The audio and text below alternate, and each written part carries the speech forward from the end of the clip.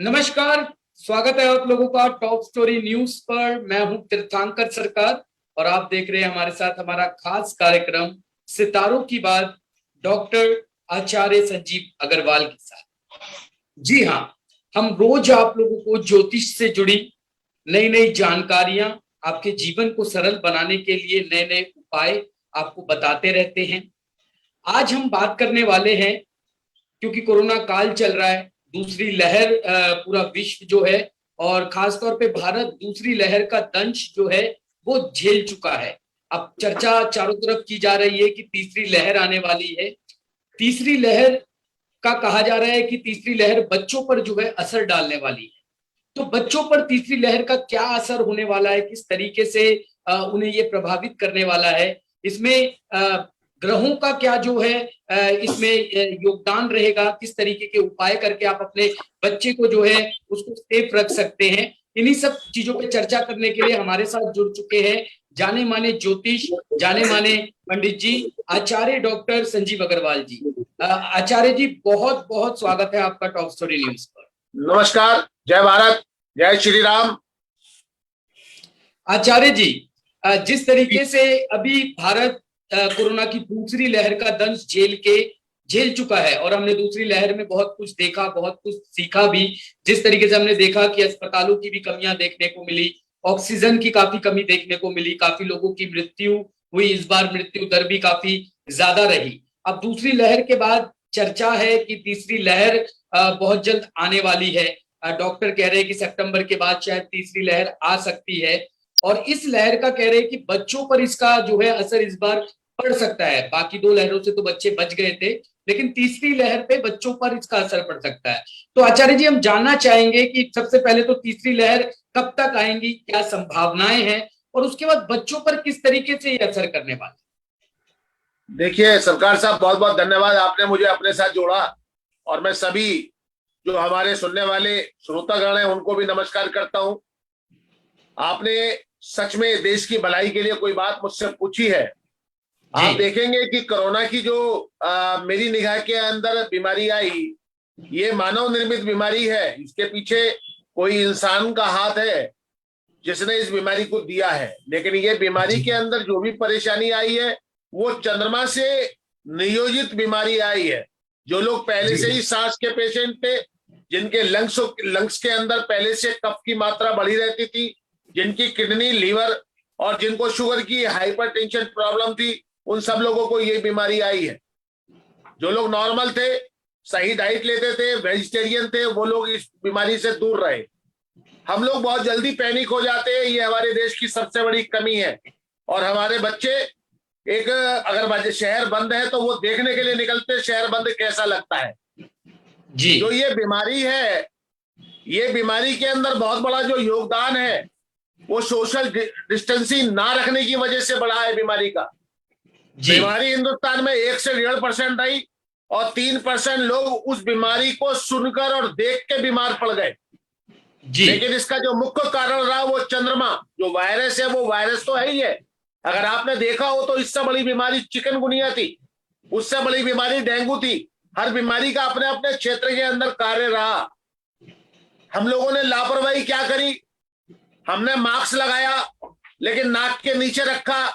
हम लोग बीमारी को लेके घर आ गए, अपने परिवार को बीमारी परोस दी, देर से पता लगा, अपना इलाज करते रहे, तो उससे ये बीमारी बढ़ गई और बहुत सारे लोग, हमारे मित्र, हमारे समाज के लोग काल के ग्रास में चले गए।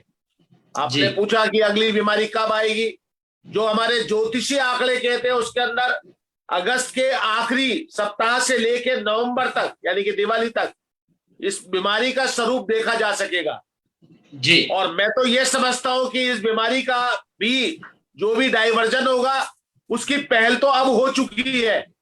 और ये जो अभी अभी ब्लैक फंगस की बात करते हैं, तो काला मोती भी उसी ब्लैक फंगस में आता है जी। जब हम अपने चेहरे पे मास्क लगाएंगे, जो कार्बन डाइऑक्साइड हम लोग निकालते हैं वो हमारे दोनों नथुनों से आंख की ओर जाती है जी, जिसकी वजह से ये सारी प्रॉब्लम क्रिएट हुई है। जहां तक मेरी अपनी नॉलेज है, मैं एक डॉक्टर नहीं हूं लेकिन पेशे से एक इंजीनियर भी हूं, इसलिए इस बात को अच्छी तरह समझता हूं। इस बीमारी का जो स्वरूप होगा वो आपके स्वरूप से अलग होगा। लेकिन बच्चों की जहां तक बात करता हूं, अगर बच्चे अपने घर के अंदर रहते हैं, बच्चों को कोई बीमारी आने वाली नहीं है। जी क्योंकि बीमारी जब आएगी, वो आएगी समाज के अंदर एक दूसरे से होकर। जब बच्चे घर में रहेंगे तो उनको बीमारी कैसे आएगी? बिल्कुल। अभी आपने एक एग्जाम्पल देता हूं, आज से 35 साल पहले डॉक्टर रिफाइंड के लिए कहते थे इसको हार्ट की प्रॉब्लम है रिफाइंड खिलाओ। आज वही डॉक्टर जो हार्ट स्पेशलिस्ट है वो कहते हैं घर में रिफाइंड मत लाओ। आपको तो सारी बात नजर आती है, हमारी जनता को भी नजर आती है। अभी नमक के लिए कहते हैं कि नहीं साहब, लाहौरी नमक बेस्ट होता है। नहीं तो पहले लाहौरी नमक के अंदर भी दूसरी दुनिया भर की दवाई डलवा दी, प्रिजर्वेशन कराते हैं। रामदेव लिखते हैं 2 लाख वर्ष पुराने पेड़ का नमक, 2 लाख वर्ष पुराने पहाड़ का नमक, और वेटिलिटी 90 दिन की, 3 महीने की वेटिलिटी होती है उसकी। आप अंदाज लगाइए क्या देश के अंदर चल रहा है।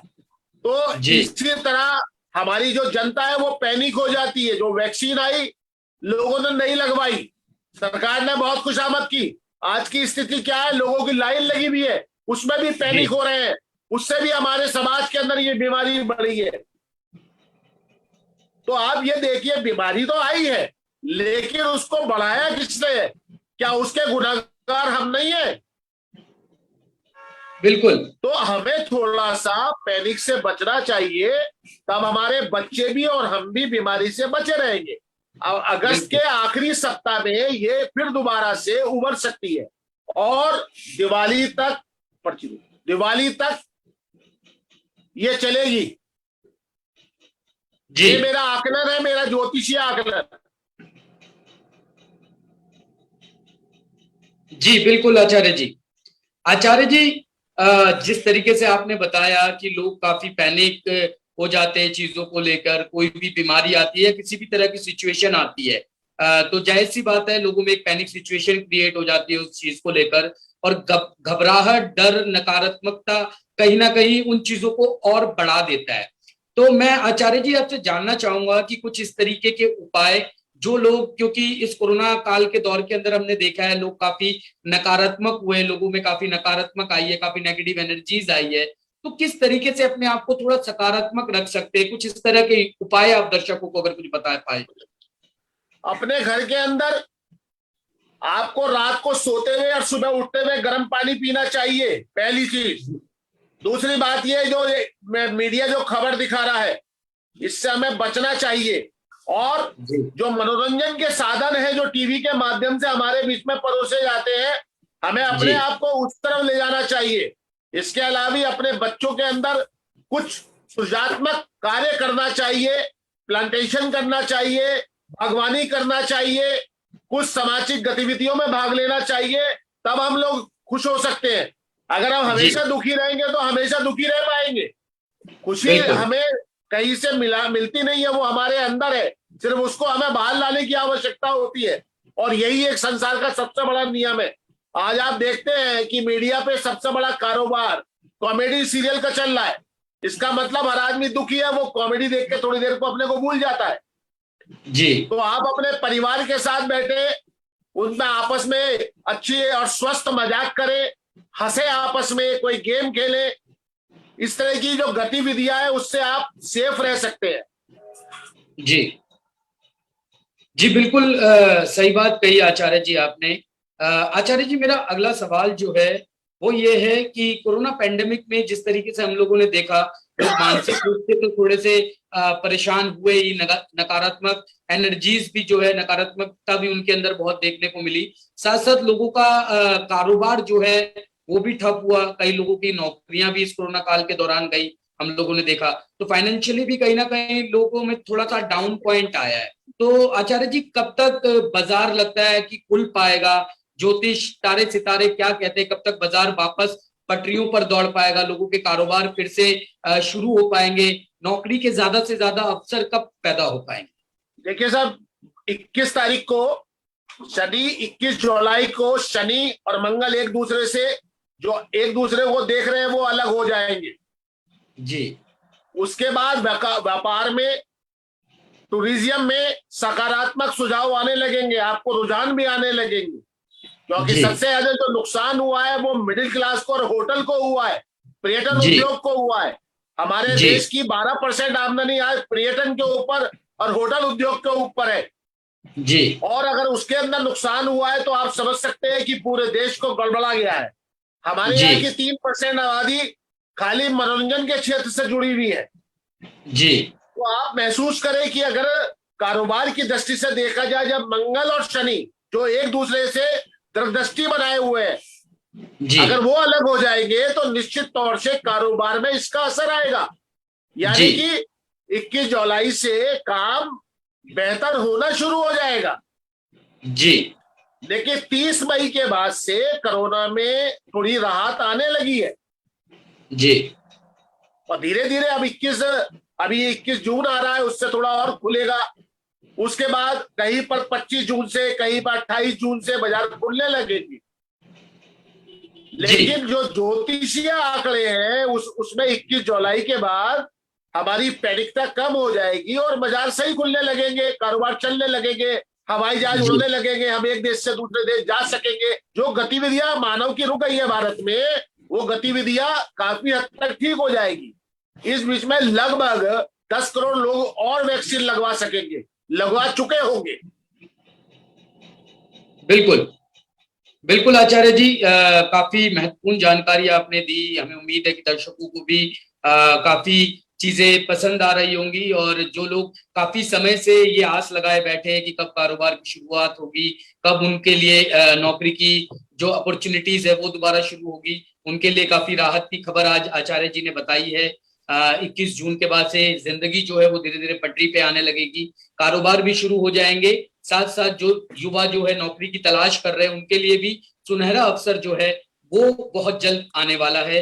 तो अपने जीवन की नकारात्मकता को आप लोग समाप्त कीजिए, सकारात्मकता जीवन में लाइए, ताकि आप और बेहतर तरीके से अपने आप से काम ले सके और बेहतर काम कर सके। आचार्य जी, मेरा अगला सवाल है, जैसे हमने नौकरी और कारोबार की बात करी, इसके साथ साथ हमने आचार्य जी ये भी देखा इस कोरोना काल के दौरान एजुकेशन का भी एक पैटर्न बदल गया। एजुकेशन, बच्चों के एजुकेशन पे काफी हम लोगों ने देखा कि उनकी पढ़ाई पे काफी ज्यादा नुकसान भी पहुंचा। वर्क फ्रॉम एजुकेशन चलने लगा है, घर से लोगों बच्चों को पढ़ाया जा रहा है, स्कूल कॉलेज सब बंद रहे, यहाँ तक कि 10वीं 12वीं की परीक्षाएं भी जो है वो भी स्थगित करनी पड़ गई। तो इस तरीके से जो एजुकेशन में 1-2 साल का डिले हुआ बच्चों की पढ़ाई में, तो कब तक ये चीजें बेहतर हो पाएंगी, बच्चे कब अपने करियर पे पूरी तरीके से फोकस लगा पाएंगे? देखिए बहुत आपने बड़ी काम की बात, जरूरी बात पूछी है। देखिए जी महामारी का जो सबसे बड़ा इफेक्ट पड़ा है वो वाकई में एजुकेशन के ऊपर पड़ा, इसमें कहीं पर दो राय नहीं है। और जी जब महामारी आती है तो कोई एक ना एक तो डूबता है। यहाँ पर जो पूरे भारत में नहीं बल्कि पूरी दुनिया के अंदर एजुकेशन एट होम जो शुरू हुई, उससे बच्चों की जो व्यायाम या जो उनकी ग्रोथ थी उसके ऊपर तो फर्क पड़ा है। और मैं जी समझता हूं कि ये ग्रोथ अभी 6 महीने तक और रुकी रहेगी। और इसका जो प्रभाव है वो बच्चे के मानसिक विकास के ऊपर देखा जा सकता है। बिल्कुल मैं तो बच्चों से ये कहूंगा, अगर इस परेशानी से उबरना है तो हमारे पुराने वैदिक धर्म की ओर लौटना पड़ेगा। और आपको एक अपनी चुटिया रखे छोटी सी वैदिक कालीन, जी तो आपकी बुद्धि में जो चीज कमी आ गई है जी वो आपकी प्रॉपर हो जाएगी। शरीर की मालिश कराइए, उछल कूद कीजिए और थोड़ी सी पढ़ाई की ओर, अपने माता पिता की ओर देख के थोड़ी पढ़ाई करिए। जो माता पिता पढ़ा नहीं रहे हैं वो अपने आसपास में किसी सीनियर से जो पढ़ाई में अच्छा योगदान दे सके उनसे पढ़ना चाहिए, क्योंकि जो आमने सामने बैठ के पढ़ाई होती है उससे अच्छी पढ़ाई ये ऑन द लाइन नहीं हो सकती। ये मेरा अपना आकलन है। आप लोगों को प्रयास अपने 100% देने होंगे, तब आप पढ़ पाएंगे। शिक्षा का जरूर नुकसान हुआ है और इसके पीछे कोई ज्योतिषीय आकलन मैं आपको बताकर भ्रमित नहीं करना चाहूंगा। जी जी बिल्कुल आचार्य जी, जिस तरीके से दर्शकों को आपने सुनाई, आचार्य जी ने जिस तरीके से बताया कि शिक्षा के क्षेत्र में जरूर नुकसान तो हुआ ही है, लेकिन यही है कि सकारात्मक रहना जरूरी है। घर वालों को भी ये चीज देखने की बहुत जरूरत है कि किस तरीके से आप अपने बच्चे का ख्याल रखते हैं, क्योंकि घरों में जिस तरीके से अभी पढ़ाई चल रही है तो पेरेंट्स की भी एक जिम्मेदारी ये बन गई है कि उन्हें अब ज्यादा अपने बच्चे का ख्याल रखना होगा, ताकि बच्चे की जो मानसिक स्थिति है वो सही बनी रहे, बच्चा अपने कामों को बेहतर कर सके।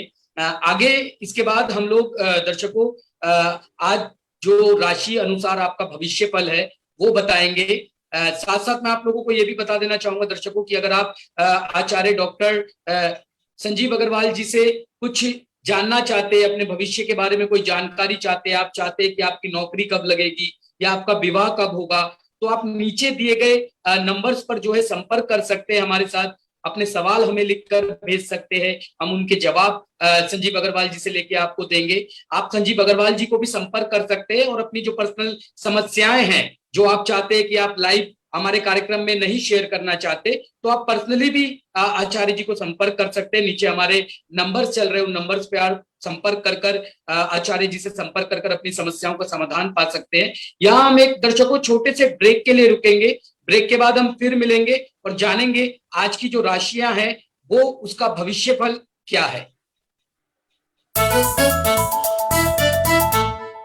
जितना जी में आए खाओ, बस खाते ही खाते जाओ, डरने की क्या बात है जब सतमोला साथ है। टेस्ट है इसका सबसे निराला, हर दिल पर जादू कर डाला, स्वाद स्वाद में जमकर खाया, सतमोला ने खूब बचाया। खाने से डरता है क्या? सतमोला।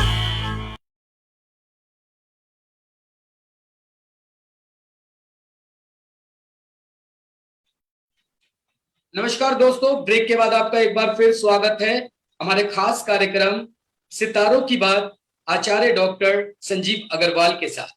तो जैसे कि दोस्तों हम लोगों ने आपको बताया कि किस तरीके से कोरोना की तीसरी लहर जो है उसका बच्चों पर क्या प्रभाव पड़ने वाला है, आप क्या उपाय कर सकते हैं, किस तरीके से आप बच सकते हैं, कब आपकी नौकरी लगने वाली है, कब आपका कारोबार बढ़ने वाला है।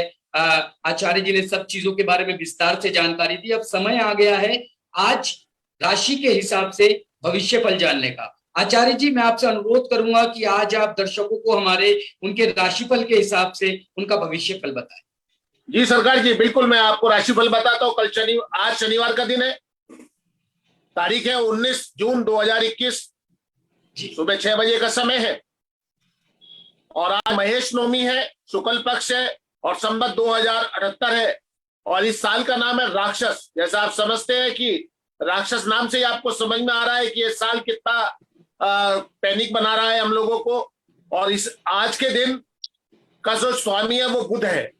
इसके पीछे कारण है कि सूर्य की जो राशि है वो भी मिथुन है और जो आपका लगन है वो मिथुन है, जो आपकी राशि रहेगी वो कन्या रहेगी आज के दिन के हिसाब से।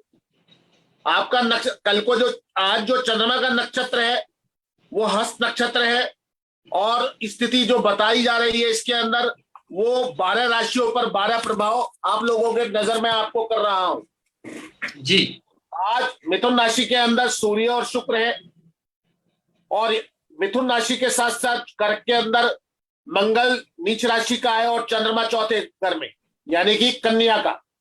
और आज के जन्म लेने वाले जो बच्चे हैं उनका जो केतु आएगा वो छठे घर के अंदर आएगा, वो वृश्चिक का आएगा। और शनि जो चल रहा है वो मकर में चल रहा है यानी कि 8वें घर में चल रहा है आज की राशि के हिसाब से। गुरु 9वें घर में यानी कि धार्मिकता बढ़ेगी और राहु और बुध जो है वो 12वें घर के अंदर वृषभ के है। अब आती है हर राशि का हिसाब। तो सबसे पहले लेता हूं मेष राशि। मेष राशि की जो स्थिति आज की है, आपको उधार देने से बचना चाहिए, अपने पिता माता पिता से आशीर्वाद लेना चाहिए। अगर आप कहीं की छोटी यात्रा पे जाते हैं तो आपकी यात्रा का लाभ होगा। अगर आप एजुकेशन ले रहे हैं तो आप अपनी पढ़ाई को आगे बढ़ा सकते हैं। जो लोग दुकानदार हैं वो अपने कारोबार के अंदर अपना ध्यान लगाएं, निश्चित तौर से उनको सफलता मिलेगी। वृषभ राशि का जो स्वामी है वो शुक्र है। आज का दिन आपका बहुत बढ़िया बीतने वाला है। पत्नी के साथ आपके व्यवहार बहुत अच्छा रहेगा और बच्चों के साथ आप कुछ समय बिताएंगे। जहां तक पैसे की बात है, आप पैसों के मामले में कोई नई योजना बना सकते हैं, किसी फैक्ट्री की योजना बना सकते हैं या कहीं आप किसी चीज के अंदर अपनी होल्डिंग कर सकते हैं। आप लोगों को खाने पीने में अपना ध्यान रखना पड़ेगा। मिथुन राशि, इसका स्वामी बुध है। ये राशि आज हर तरीके से संतुष्टि दे रही है आपको। आप अपने परिवार के साथ कुछ मस्ती करेंगे, साथ में आज आपका जो चला आने वाला तनाव है वो कम हो जाएगा। अगर किसी ने आपसे मदद देने का वायदा किया है, आप उससे मदद ले सकते हैं। किसी ने धन देने का वायदा किया है, आप उससे तगादा करिए, आपका पैसा लौट आएगा। आपके बच्चों के रिश्ते की बात चल रही है, आज के दिन आप रिश्तों की बात फोन के द्वारा फाइनल कर सकते हैं। ऐसा आपका आज का लगन आपकी राशि है। अब आती है कर्क राशि। कर्क राशि थोड़ी तनाव वाली है, क्योंकि कर्क राशि की स्थिति ये भी है कि ये बहुत संवेदनशील राशि है और वहां पर मंगल के होने से थोड़ी मानसिक अशांति मिलने की आपको चांस मिलते हैं। आपको अपनी वाणी पर नियंत्रण रखना चाहिए, अपनी पत्नी से व्यवहार अच्छा रखना चाहिए, अपनी बहन से आपको बात करनी चाहिए। साथ ही कुछ मीठा खाएंगे, कुछ दूध से बनी हुई चीज खाएंगे तो आपको संतुष्टि मिलेगी। ये आपका आज का फल है। अब आती है सिंह राशि। सिंह राशि के ऊपर आज गुरु की दृष्टि है।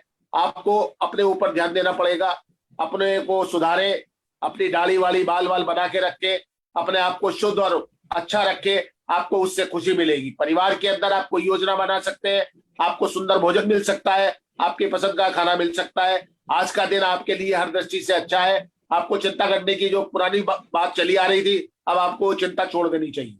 कन्या राशि की बात है, आज कन्या राशि ठीक रहेगी, दिन आपके अनुकूल है। आपने यदि किसी से वायदा किया है, आप अपने वायदे पर सही उतरेंगे। जो पुरानी चले आने वाली बीमारी है वो कम हो जाएगी और कुछ खुशी का वातावरण आपके अंदर महसूस किया जाएगा। तुला राशि है। तुला राशि के अंदर शनि की ढैया भी चल रही है। थोड़ा धीमी राशि है लेकिन आपके लिए फलित है। आपको संयम रखना चाहिए। अगर आप किसी लव रिलेशन में है तो आपको अच्छे परिणाम उसके अंदर मिलेंगे।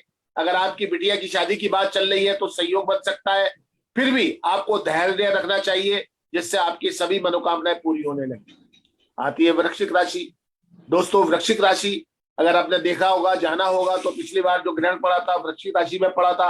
अभी तक ये राशि वैसे तो आपके अनुकूल है, लेकिन उसके बाद भी उभरने में अभी समय लगेगा। इसमें आपको थोड़ा तनाव जल्दी होता है, आप जल्दी पैनिक हो जाते हैं। अपना ध्यान रखिएगा, अपने पैसों को जोड़ के रखिएगा, क्योंकि आने वाले वक्त में इस राशि को थोड़ी सी दिक्कत आएगी। लेकिन आज का दिन आपका सामान्य की तरफ जा रहा है, अच्छा बीतेगा। धनु राशि की बात करते हैं। धनु राशि आज की आपके लिए बहुत अच्छी है। जो आपने वायदे किए हैं वो पूरे होंगे। समाज के अंदर आपका सम्मान बढ़ेगा, लेकिन आपकी जो कठोरता है उसके ऊपर आपको अंकुश लगाना पड़ेगा। बच्चों के मनोरंजन का आप साधन जुटा पाएंगे। साथ ही आप यदि कोई एजुकेशन ले रहे हैं तो आपका जो उसके अंदर एडमिशन की बात है वो आपके फेवर में होगी। साथ ही अगर किसी का अपॉइंटमेंट होना है उसका भी आपको सही सूचना और आपके सफलता की सूचना आपको मिल सकती है। अब आती है मकर राशि। मकर राशि के अंदर शनि की 7.5 का दूसरा चरण थोड़ा परेशानी वाला है। मानसिक रूप से हो सकता है थोड़ी परेशानी हो, लेकिन कुल मिला के आज का दिन आपके लिए बहुत अच्छा रहने वाला है। आप कोई ना कोई ऐसा अचीवमेंट करेंगे जिससे आप बहुत खुश रहेंगे। लेकिन आपको अपने शरीर का ध्यान रखना, आपका पेट खराब हो सकता है, खाने के मामले में थोड़ा चूजी होंगे तो आपको ज्यादा लाभ होगा। अब आती है कुंभ राशि। कुंभ राशि कल की तरह बहुत बढ़िया है। जैसी मैंने कल बोली थी कि भाई राशि आपकी बहुत बढ़िया होगी, वो आपके लिए बहुत फलित राशि है। और आपके जो रिश्तों की बात चल रही है, जो नए लोग जिनके रिश्ते होने, जो नौजवान साथी लोग हैं, जो हमारी बेटियां हैं, उनके रिश्ते होने के बहुत अच्छे चांस हैं। लेकिन आपको तो मतलब अपने आप को थोड़ा सा बैलेंस करके रखना है। जो आपकी वाणी कई बार बहुत कटु हो जाती है उसका भी ध्यान रखना है, क्योंकि इसका स्वामी शनि है और शनि कई बार अहंकारी भी हो जाता है। न्यायप्रिय है तो आपकी वाणी के अंदर कई बार तेजी आ जाती है। अपनी वाणी को सुधार के रखिए। अगर आपके कहीं पर बैंक के अंदर पैसे जमा है तो उसका ध्यान रखिए, आपके साथ फ्रॉड भी हो सकता है, इसलिए किसी के फ्रॉड में ना आए। आती है मीन राशि। मीन राशि का स्वामी गुरु है। आजकल बरसात का मौसम शुरू हो गया है, आपको फंगस इन्फेक्शन से बचना चाहिए। आप बहुत संवेदनशील हैं, अपने मन को खुश रखिए और अपने परिवार के साथ अच्छा रिश्ता जोड़िए। अपने भाई के साथ अच्छा व्यवहार रखिए, निश्चित तौर से आपको सफलता मिलेगी। अगर आपको मौका मिलता है तो बूंदी का लड्डू खाइए, वो आपके लिए और ज्यादा बढ़िया रहेगा। शिक्षा के क्षेत्र आपके लिए खुले हुए हैं। आप यदि शिक्षा ग्रहण कर रहे हैं तो आपके लिए बढ़िया रहेगा। जो व्यापार सफर करके करते हैं, यानी कि टूरिंग जिनका बिजनेस है, उन लोगों को इस व्यापार में बहुत सफलता मिलेगी। ये आज का राशिफल है और मेरी सभी लोगों को बहुत सारी शुभकामनाएं। आपने मुझे सुना, कोशिश करूंगा कल इससे भी अच्छा आपको बातें बता पाऊं। धन्यवाद, नमस्कार, जय श्री राम, जय भारत। जी आचार्य जी, बहुत बहुत धन्यवाद आपका इतनी सारी महत्वपूर्ण जानकारियां देने के लिए, साथ ही साथ आज हमारे सभी दर्शकों का भविष्य फल बताने के लिए। हमें उम्मीद है कि हमारे दर्शकों को हमारा आज का कार्यक्रम काफी अच्छा लगा होगा। ऐसे ही रोज अपना भविष्य जानने के लिए, ज्योतिष से जुड़ी जानकारियां पाने के लिए, कब आपको सफलता मिलेगी, कब आपको नौकरी मिलेगी, ये सब जानकारियां पाने के लिए हमारे साथ जुड़े रहिए, हमारे साथ बने रहिए, देखते रहिए टॉप स्टोरी न्यूज। अगर आप पर्सनली कोई जानकारी चाहते हैं आचार्य जी से, तो आप आचार्य जी को संपर्क कर सकते हैं नीचे दिए गए नंबरों पर, और आचार्य जी से अपनी समस्याओं का समाधान जो है वो आप पा सकते हैं। अगर आप हमारी इस वीडियो को फेसबुक पर देख रहे हैं तो हमारे पेज को लाइक कीजिए, इस वीडियो को शेयर कीजिए ताकि ये जानकारी ज्यादा से ज्यादा लोगों तक पहुंच सके। यूट्यूब पे हमारे चैनल को सब्सक्राइब कीजिए, बेल आइकन दबाकर सबसे पहले पाइए हमारी सभी खबरें। ताजा तरीन खबरों को पढ़ने के लिए लॉग इन कीजिए www.topstory.online। कहीं मत जाइएगा, बने रहिएगा खबरों के साथ। फिर मिलेंगे, देखते रहिए तब तक टॉप स्टोरी न्यूज।